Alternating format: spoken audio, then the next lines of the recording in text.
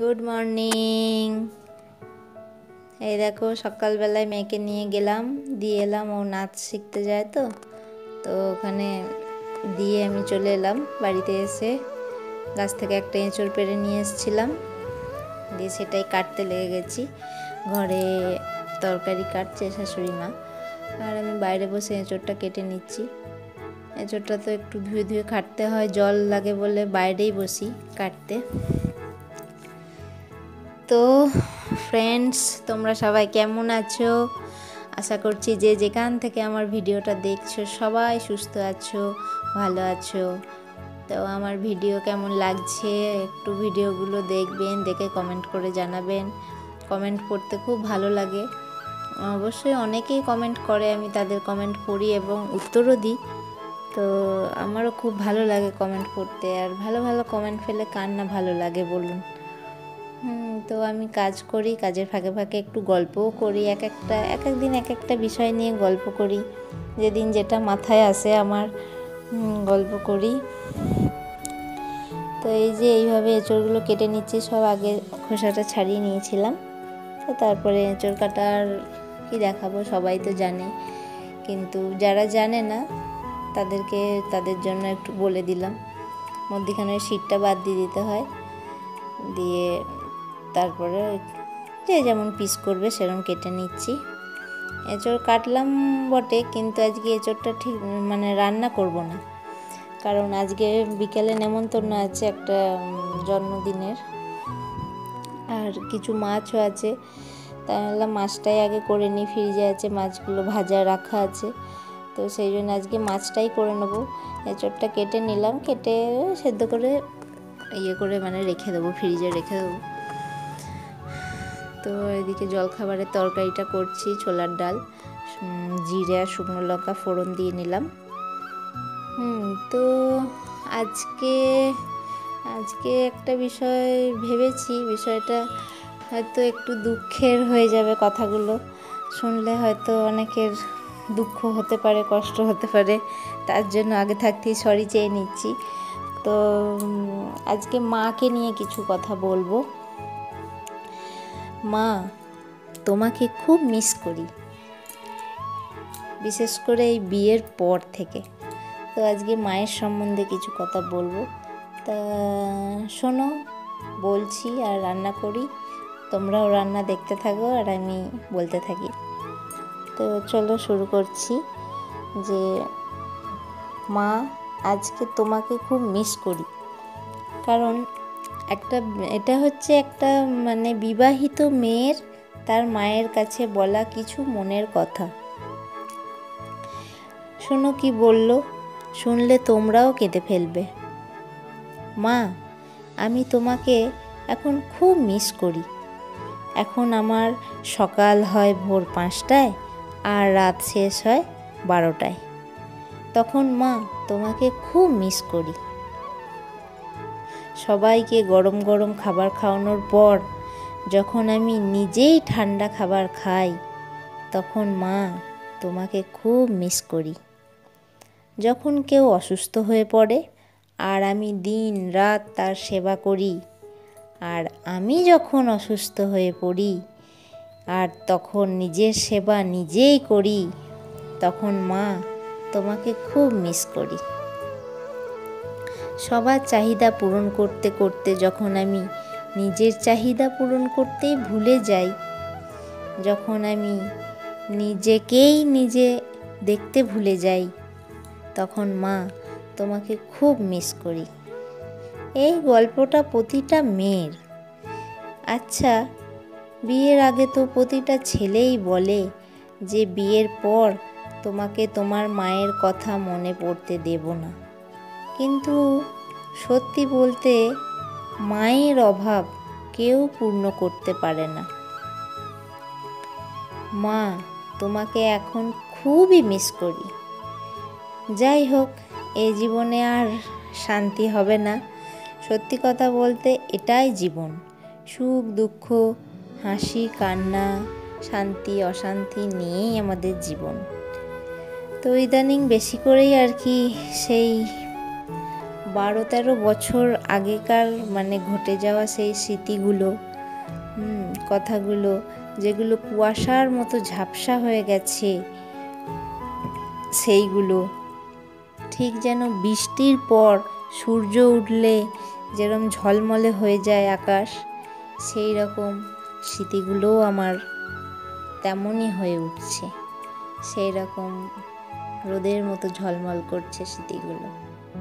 সত্যিই মা, তোমাকে খুবই মিস করছি।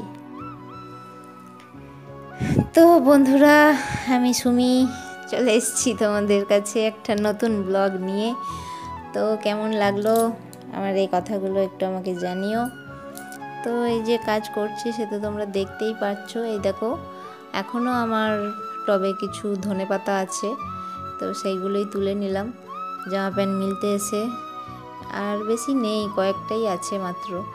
বেশি ঘাস হয়ে যাচ্ছে এবার, এত গরম পড়ে গেছে আর হবেও না। শীতকালে অনেক হয়েছিল। তো ঘরের জিনিস মানে একটু লাগালে তার আনন্দটাই আলাদা, সে যেমনই হোক। আর বাজার থেকে কিনে আনছিল সেই হাইব্রিডের পাতাগুলো, কোনো গন্ধও নেই, কিছু নেই। তো এদিকে আমি তো রান্না বসিয়ে দিয়েছি, মাছের তরকারি করব বললাম তোমাদেরকে। তো মাছের তরকারি করব, আর মাছের ওই আলু গাজর দিয়ে মাছ দিয়ে মাখা মাখা করে তরকারি করব। আর ডাল হবে, ডাল আমাদের হয় প্রত্যেক দিনই, ডাল ছাড়া আমাদের খেতে পারে না। আমার হাজব্যান্ড মেয়েরা ডাল ছাড়া খেতে পারে না। ওইদিকে প্রেসার কুকারে এঁচোড়টাও সেদ্ধ করে নিলাম। একটু জল পড়েছিল বললো গ্যাসটা মুছেও দিচ্ছি আগে, তা নাহলে জলটা শুকিয়ে গেলে না পরে মুছতে খুব অসুবিধা হয়। তো এবার ভাতটা বসিয়ে দেবো। আজকে বেশি কিছু রান্না করিনি, কারণ বললাম যে বিকালে নেমন্তন্ন আছে, আর এই গরমে বেশি রান্না খেতেও ভালো লাগছে না।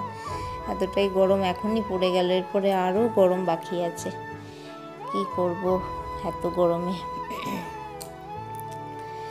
তো এই যে হয়ে গেছে তরকারি, আর পুরোটা দেখালাম না, এবার ডালটা দিয়ে দিলাম। এদিকে ভাতও হয়ে গেছে আমার। কড়াইয়ে ডালটা করি, এঁচোড়টা সেদ্ধ করেছি তো কড়াইয়ে, সেই জন্য প্রেসারে আর ডালটা দিলাম না। এঁচোড় সেদ্ধ করলে কিরকম হয়ে যায় না, একটু কষ আঠা আঠা টাইপের হয়ে যায়। তো একটুখানি পেঁয়াজ ছিল, সেই পেঁয়াজটা দিয়ে আমি ডালটা সাঁতলে নিচ্ছি। তো বন্ধুরা, আমার ভিডিও কেমন লাগছে জানিও, কে কোথা থেকে আমার ভিডিও দেখছো একটু জানিও, আমি সবাইকে তাহলে ধন্যবাদ জানাতে পারবো। আমার ভিডিওগুলো কেমন লাগছে তোমরা অবশ্যই সাপোর্ট করো আমাকে, তাহলে আমিও এগোতে পারবো।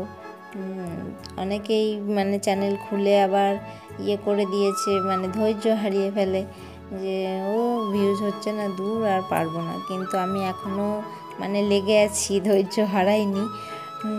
জানি না কতদূর কি পারবো, তবে চেষ্টা করে যাচ্ছি।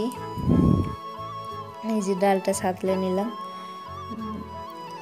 তো তোমরা যদি পাশে থাকো তো অবশ্যই পারবো। পারবো না বলে কোনো মানে কাজ হয় না, অন্তত মেয়েদের আমি এইটুকুনি মানি, মেয়েরা সব কাজ করতে পারে। তো সেই জন্যেই চেষ্টা করে যাচ্ছি, হাল ছাড়িনি। তোমরা পাশে থাকলে অবশ্যই পারবো, আর অবশ্যই তোমরা পাশে আছো। এখন আমার ভিডিওতে তাও একটু আগের থেকে ভিউজ হচ্ছে, বাড়ছে। দেখলে রান্না হয়ে গেছে, এবার মেয়েকেও বসে গেছি পড়াতে। যেহেতু রবিবারের ভিডিওটা দিচ্ছি আজকে আমি। তো স্কুল ছিল না মেয়ের, ওকে পড়াতে বসে গেছি। রান্নাটা ওই জন্য তাড়াতাড়ি করে নিই আমি, যাতে ওকে একটু টাইমটা দিতে পারি। যেহেতু ওকে কোনো তো মাস্টারের কাছে পড়াই না, আমি নিজেই পড়াই। এই দেখো, ওকে দিলাম লিখতে, আর আমি বললাম চ আমি একটু নেল পালিশ পরি। ওই যে কোনটা পড়বে মা, এটা পড়বে ওটা পড়বে? আচ্ছা এখনই পড়িনি, কাজ হয়ে গেছে। বিকালবেলা যেহেতু নেমন্তন্ন বাড়ি আছে। তো এই দেখো চলে এসেছি। এইটা হচ্ছে বার্থডে গার্ল, নীল সাদা জামা পরাটা। এসে কেক কাটার আগেই ওরা খেলতে লেগে গেছে, মানে খেলাটাই ওদের কাছে আগে, কেক টেক কাটা দূরে থাক। সেরকম বেশি কাউকে নেমন্তন্ন করেনি, আমরা এই কজনই গেছিলাম।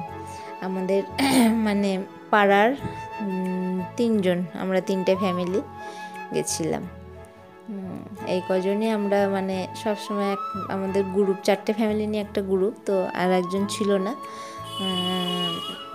তার শরীর খারাপ, সেই জন্য আসতে পারেনি। তো ওকে ওই গিফটটা দিয়েছি, ও দিয়ে দিল। গিফটটাতে আগের দিন দেখিয়েছি আগের ব্লগে যে কী গিফট দিয়েছি। কেক খাচ্ছে, আমার মেয়ে আবার ওকে কেক খাইয়ে দিচ্ছে। ও কেক খাওয়ার থেকে বেলুন ফোলানোতেই ব্যস্ত। বেলুন ফোলানো ফাটানো সব কটা বেলুন ফাটিয়ে দিয়েছে। আর এই জামাটা আমরা ওকে দিয়েছি, জামাটা একবার পরিয়ে দেখতো ঠিকঠাক হচ্ছে কিনা। দেখছি না, ঠিকই হচ্ছে, আন্দাজে কিনেছি তো। আর এই যে খানিকক্ষণ খেলা করার পর ওদেরকে খেতে দিয়ে দিলাম। এবার আমরাও খেয়ে নিচ্ছি। এই যে করেছিল ভাত, পটল আলুর তরকারি, ডাল, এই যে চিকেন, আর তারপর লাস্টে চাটনি, পাঁপড়, মিষ্টি, এইসব। ভিডিওটা দেখার জন্য ধন্যবাদ।